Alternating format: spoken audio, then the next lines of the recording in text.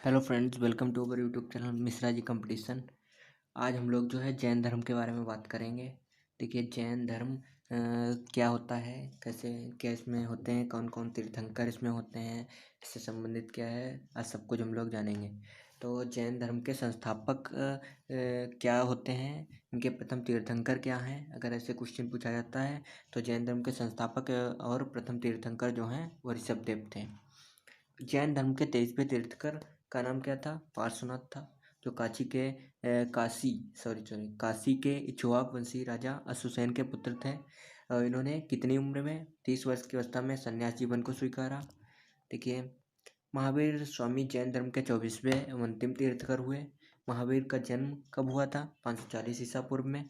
कहाँ हुआ था? कुंडग्राम वैशाली में। इनके पिता का नाम क्या था? सिद्धार्थ, जो कि ज्ञात्रक कुल के सरदार थे। और माता त्रिशला इनकी माता का नाम था। लिच्छवी राजा चेटक की बहन थी। महावीर की पत्नी का नाम क्या था? इनकी पत्नी का नाम था यशोदा। एवं पुत्री का नाम क्या था? पुत्री का नाम था अनुजा प्रियदर्शिनी। अब इनके बचपन का नाम क्या था? महावीर के बचपन का नाम देखिए वर्धमान था। इन्होंने 30 वर्ष की अवस्था में माता पिता की मृत्यु के पश्चात अपने बड़े भाई, इनके बड़े भाई का नाम क्या था? नंदीवर्धन।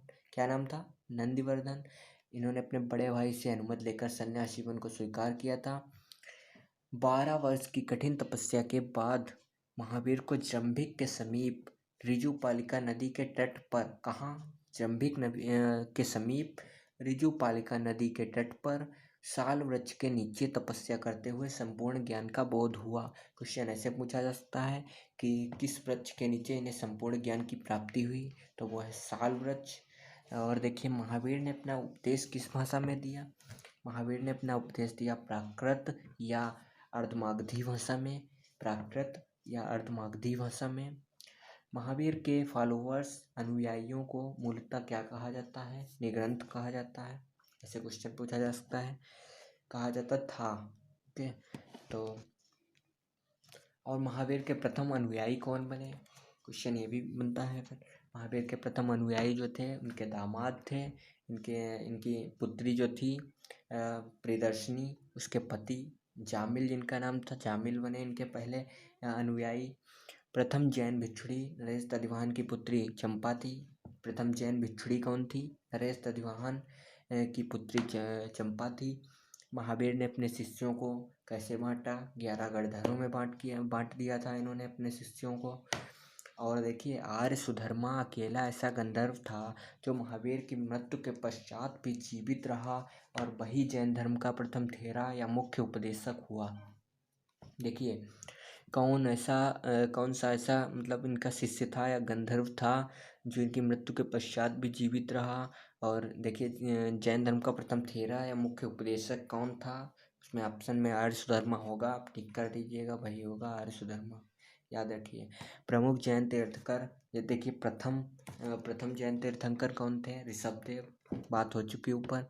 दूसरे कौन से थे? अजीतनाथ। तीसरे कौन से थे? संभव संपार्श्व। सप्तम थे 16वें शांति। 21वें नामी थे और 22वें अरिष्टनेम थे। ओके, 22वें थे अरिष्टनेम। अब अगला देखते हैं हम लोग पॉइंट।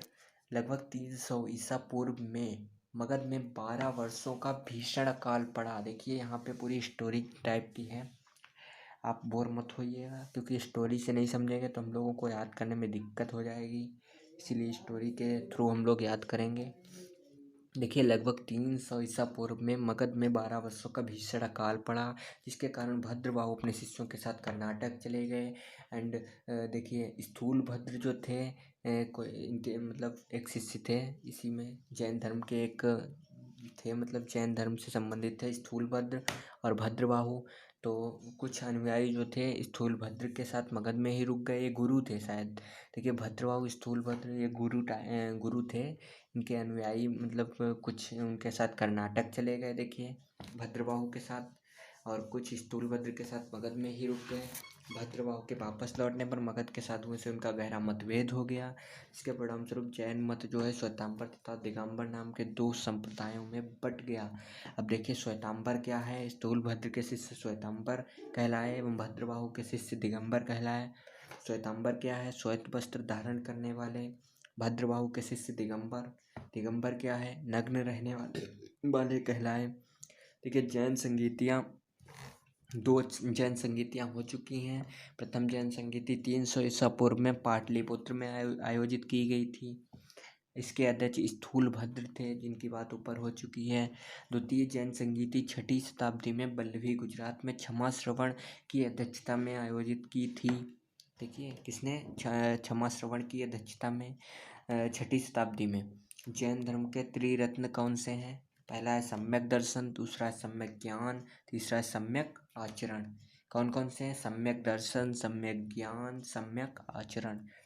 जैन धर्म ने अपने आध्यात्मिक विचारों को सांख्य दर्शन से ग्रहण किया।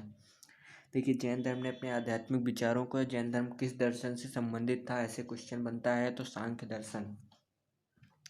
जैन धर्म मानने वाले राजा कौन कौन से? क्वेश्चन ऐसे पूछा जाता है कि ये राजा या वो राजा किस धर्म से संबंधित था, राजा का नाम दे दिया, किस धर्म से संबंधित था।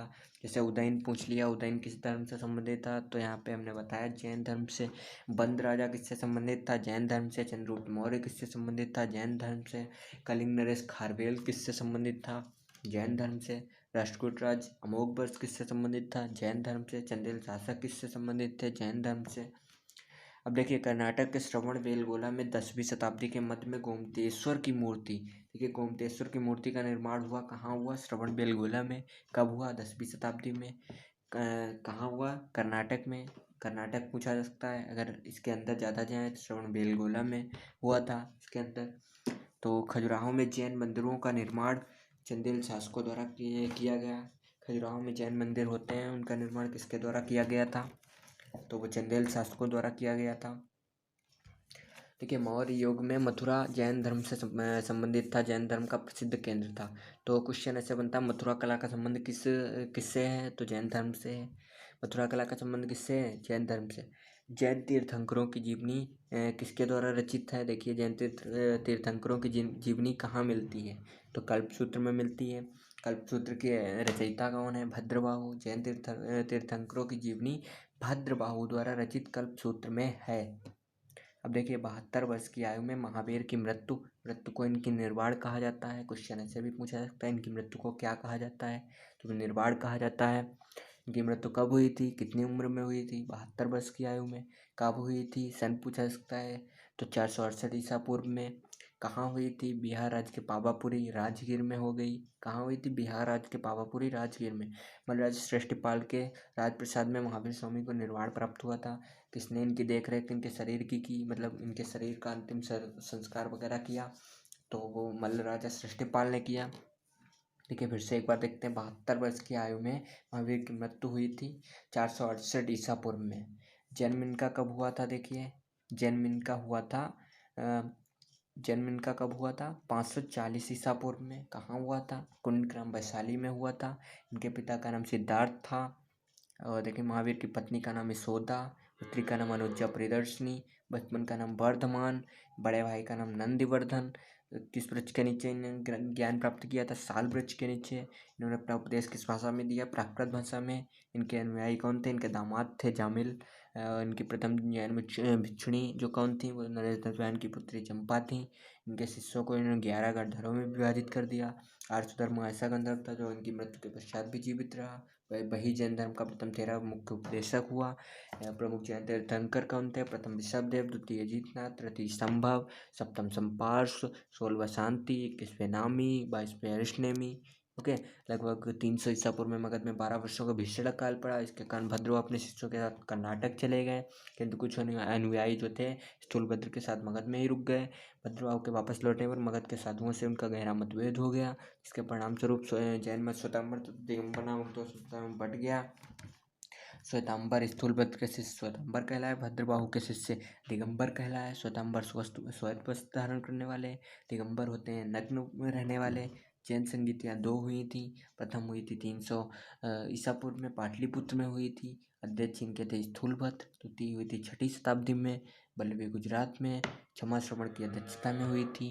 जैन धर्म के त्रिरत्न सम्यक दर्शन, सम्यक ज्ञान, सम्यक आचरण। जैन धर्म ने अपने आध्यात्मिक विचारों को किस दर्शन से प्राप्त किया? सांख्य दर्शन से।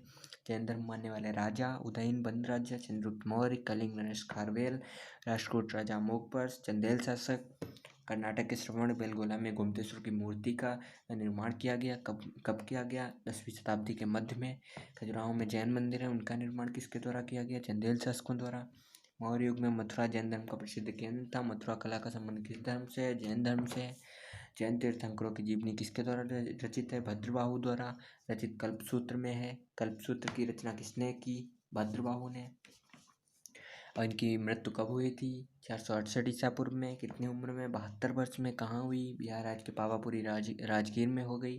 महाराज सृष्टिपाल ने इनका अंतिम संस्कार किया। ओके, तो दोस्तों आज के लिए इतना ही। वीडियो अच्छा लगा और लाइक कर दीजिएगा, दोस्तों के साथ शेयर जरूर कीजिएगा, क्योंकि मैं ऐसे ही रेगुलर रिसेंट पूरी कवर कराऊंगा। तो आज देखिए जैन धर्म है, नेक्स्ट टॉपिक हमारा होगा बौद्ध धर्म।